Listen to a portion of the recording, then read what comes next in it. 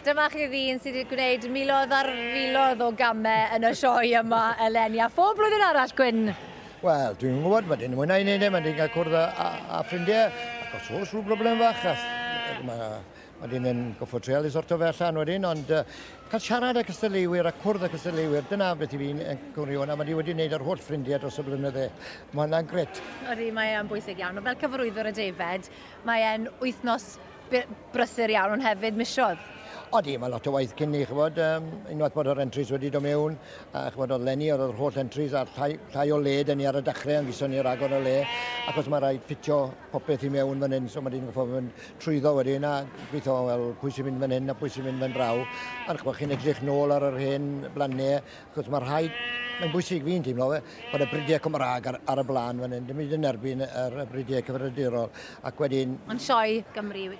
Sioe Gymraeg yw i, ac wedyn mae chi'n fod ferio wedyn rhyw chydig ar y top. Oedd Lenny rhyw 15, a chi'n tawilo bryd wedyn oedd dim ond 15, a siamoas oedd Lenny, oedd yr Hil Radnor llynedd. So mae di'n goffo wneud yn bach o jigsaw, ond achos o'r holl beniel gyda ni bron, beth oedd, 1800 fi'n credu, a fi'n credu mae rhyw ddau oedd yn sbar dyn ni dros yr fas o hwnnw, so oedd hi'n weddol teit, fel arfer. Oedd y jigsaw wedi gweithio'n iawn erbyn diwedd. Ond cystadleuaeth bwysig iawn yw cystadleuaeth y bugel. Beth yw gofynion y cystadleuaeth honno?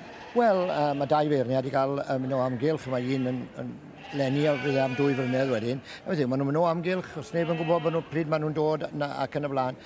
Edrych siwt maen nhw'r perchnogion yn gwtio ei ôl i Defaid, a wedyn ni cael gweld siwt maen nhw, os wedodd y Sais, yn promoto i Defaid ac yn y blaen. Chybod, mae'r rhain yn arbennig, chybod, maen nhw wedi gwneud y job yn dda. Yr ynyswyr nawr i'n sôn am. Oes, a chybod, oedd 6 wedi dod gyda nhw i'r rhestr fyr, ac yna dath y beirniau draw a gofyn o'n nhw'n dod lawr wedyn ni gael sgwrs gyda nhw. A war y teg y rhai sydd wedi ennill, 19 o Defaid gyda nhw yma, so oedd e'n lot o waith. A maen nhw bob blwyddyn yr un fath, ac oedd e'n hyfryd i cael erioed wedi ennill o'r blaen, ac wedi ennill am y tro cyntaf, achos o swyn yn hyddi nhw, mae'r teulu bach yn hyddi nhw, chwad y tad a fam, mae'r ddau o blentyn, a maen nhw'n teulu mor hyfryd. Ac dyna fe, a hefyd siwyd i chi'n promoto'ch bryd o lle. Chi'n gweld rhai yn rhoi cardiau bach lawr, ond mae'r rhai yn cymod yn bach dros y top, achos i ni yn treial yn y sioe i beidio cael y seins mawr yma, achos bod yr holl Defaid, chi eisiau cael bod yr air yn mynd trwyddo, i gofalu am y Defaid ac yn y blaen. Ond y cystadleuaeth yw, siwt chi'n gofalu ar ôl eich Defaid yn y sioe, yn cadw'r llygad, byddwch chi'n mynd allan i'r cylch, ond fel wsmon da, so dyna beth yw'r cystadleuaeth. A Gwynne, diolch i chi am bopeth chi'n gwneud dros Adran Defaid a'r sioe. Na, fel ni'n gweud bob blwyddyn, diolch i chi fel cwmni a'i tîm unir am promoto'r bryd, ac os wedi'i oedd y beirniad oedd gyda ni Lenny yn neud y grŵp o 3, Keith Stones. Dim fe oedd fod, Billy Rennick oedd fod, yn anffodus o Billy ddim yn hwylus, a ffones i Keith lan, a des i Keith, will you do me a favour, what do you want, Gwynne? A wedodd I'm out in the field at the moment picking stones. When I go home, I'll give you a ring. A beth oedd to see what's on the calendar. Beth oedd ar y calendar, Royal Welsh Show, a maen nhw'n eistedd lawr fel teulu yn watcho fe bob blwyddyn. Arbennig. A hwnna stori bach ar Alban.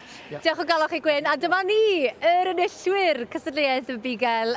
Dyna ni Donna, a mae da ni Matt, Fion a Llewellyn Evans o'r Fenni. Matt, congratulations to you. What does this mean? It's a fabulous achievement to achieve with all these exhibitors here today for about 8,000 sheep, and we get picked for the best stock person of the show. Quite overwhelmed of how we've got on. But Donna, you've got a few sheep here, a few different breeds. Just a few, yeah. So we got 18 sheep, 4 flocks really, and 3 breeds. So yeah, it's been pretty full on preparing. How do you keep track on it all? I don't know, really. Just busy all the time. There's always something to do. But you're still standing, it's a good sign. Just holding on to the hurdles. And Fion, what's been the highlight to you? Because I've heard you've had a fantastic win. The highlights for me is winning the Tour de ULAM class and coming female champion and reserve overall champion in the huge class. A massive class, because you had a ULAM. And how many other ULAMs were in the class? 46. Massive. Yeah.